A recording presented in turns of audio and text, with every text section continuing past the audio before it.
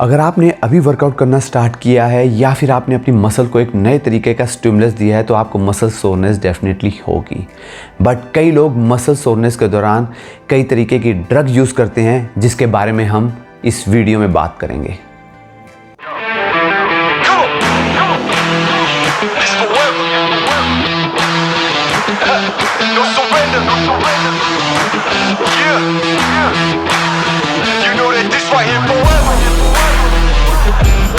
Hello दोस्तों, मेरा नाम है इरशाद चड्ढा और आप देख रहे हैं आपका अपना चैनल।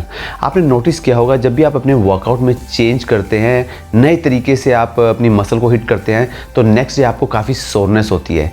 इस सोरनेस के दौरान कई लोग non steroidal anti inflammatory drugs लेते हैं, जिसके ऊपर मैं आज बात करने जा रहा हूँ।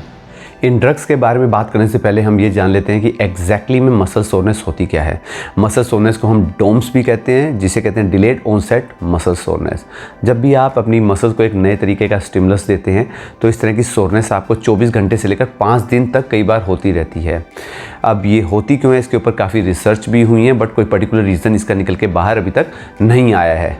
बट देखा ही गया है कि जब भी आप इसेंट्रिक कॉन्ट्रैक्शन में अपनी मसल को ट्रेन करते हैं, इसेंट्रिक कॉन्ट्रैक्शन से मेरा मतलब है जब भी आप जैसे कि डंबल कर्ल कर रहे हैं, जब भी आप लोअर पोर्शन जब नीचे लेके जा रहे हैं, जब आपकी मसल की लेंथनिंग हो रही है तो इसको इसेंट्रिक कॉन्ट्रैक्शन कहा जाता है। ये सबसे ज़्यादा सोरनेस क्रिएट करती है। ये सोरनेस बिगनर से लेकर एडवांस लेवल तक के एथलीट को होती है। ये देखा गया कि जब भी आप अपनी मसल को एक नए तरीके से स्टिमुलस देते हैं तो सोरनेस होती ही होती है। कई लोग इसको, जो जितने भी पुराने लोग हैं, इसको एक मीठा पेन भी मानते हैं, क्योंकि एक वो इसको ग्रोथ का सिंबल मानते हैं कि अगर जब तक पेन नहीं होता तो उन्हें ये नहीं लगता कि ग्रोथ नहीं हो रही है, उन्हें ऐसा फील होता है। बट ऐसा बिल्कुल भी नहीं है। अगर आप देखेंगे कि आपके बॉडी में कई छोटी मसल्स हैं, उसमें पेन बिल्कुल भी नहीं होता, लेकिन फिर भी वो ग्रो कर रही होती हैं। ये तो बात हो गई डोम्स के ऊपर। अब हम बात करते हैं ड्रग्स के ऊपर। जब भी आपका पेन जो है बहुत ज़्यादा बढ़ जाता है और आपकी बर्दाश्त से बाहर हो जाता है तो कई बार तो आप लोग खुद ही अपने आप ही इस तरह की मेडिसिन ले लेते हैं, या फिर कई बार कुछ लोग रेकमेंड कर देते हैं, जिसके कारण आप ये मेडिसिन ले लेते हैं। ये मेडिसिन का डेफिनेटली जो काम है वो बड़ा इंस्टेंट होता है। वो आपको पेन तो ज़रूर रिलीफ कराती है, आपका पेन दूर कर देती है, बट जिस कॉस्ट पे करती है शायद आप वो नहीं जानते। इससे रिलेटेड मैं एक स्टडी आपके साथ शेयर कर रहा हूँ। इसकी स्टडी बहुत बड़ी स्टडी है, बट मैं उसका कंक्लूजन आपके साथ शेयर कर रहा हूँ। अगर आप इसका कंक्लूजन चेक करेंगे स्टडी का तो इसमें क्लियर कट लिखा हुआ है कि इसके जो इफ़ेक्ट है वो this is very effective, but इसके अनडिज़ायरेबल साइड इफ़ेक्ट हैं। इसके अलावा एक और स्टडी हुई थी एल्डरली पीपल्स के ऊपर।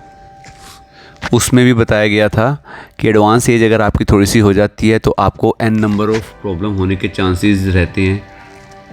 आपका जो क्रॉनिक किडनी डिजीज़ हो सकता है, एक्यूट इंटेस्टाइनल प्रॉब्लम हो सकती है, आपके अंदर सोडियम की रिटेंशन हो सकती है, एडिमा भी हो सकता है, काफ़ी n नंबर ऑफ प्रॉब्लम हुई थी। इसके साथ साथ बच्चों में भी देखा गया था इसके साइड इफ़ेक्ट होते हैं कि अगर आप लेते हैं तो इसमें आपका डायरिया, हेडेक, नोजिया, कॉन्स्टिपेशन वगैरह से रिलेटेड प्रॉब्लम हो सकती है। एब्डोमिनल पेन तो मैक्सिमम देखा गया है इसके थ्रू होता है।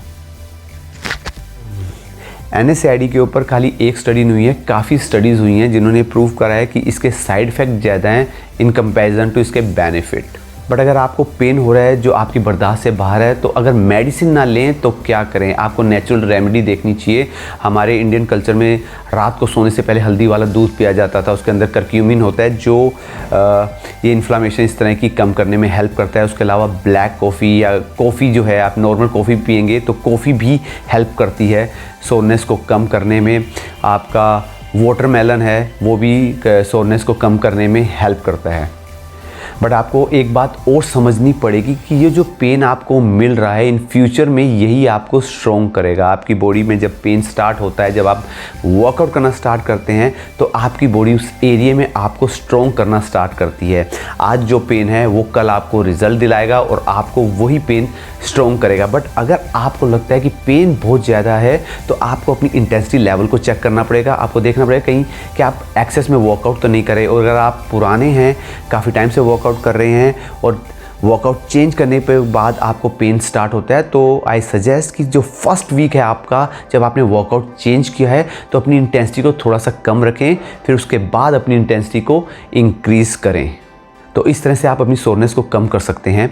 Instead of taking NSAID pain killers, आप नेचुरल वे में जाइए, नेचुरल इंग्रेडिएंट्स देखिए और समझिए कि एक्चुअली ये पेन ग्रोथ का ही सिंबल है, आपका ग्रोथ का ही एक निशानी है कि जो आपको इन फ्यूचर में ग्रोथ दिलाएगी। ये कोई प्रॉब्लम नहीं है, ये सबके साथ होता है, बिगनर से लेकर एडवांस एथलीट जितने हैं सबको इस तरह का पेन होता ही होता है।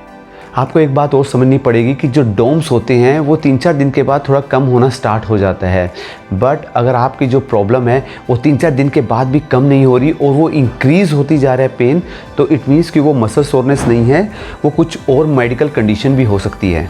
तो उस टाइम ये मैंडेटरी हो जाता है कि आप अपने डॉक्टर के पास जाएँ और अपना चेकअप ज़रूर कराएँ। सो आई होप आज का टॉपिक भी आपको पसंद आया होगा। अगर आपके पास कोई क्वेश्चंस हैं इसी टॉपिक से रिलेटेड या फिर आप चाहते हैं कि किसी चीज़ के ऊपर मैं वीडियो बनाऊं, तो मुझे कमेंट सेक्शन में कमेंट करना मत भूलिएगा। अगर आप मेरे चैनल पे न्यू हैं तो प्लीज़ मेरे चैनल को सब्सक्राइब ज़रूर कीजिएगा और बेल आइकन को दबाना मत भूलिएगा, ताकि इन फ्यूचर में जब भी मैं वीडियो अपलोड करूँगा तो सबसे पहले नोटिफिकेशन आपके पास चला जाएगा।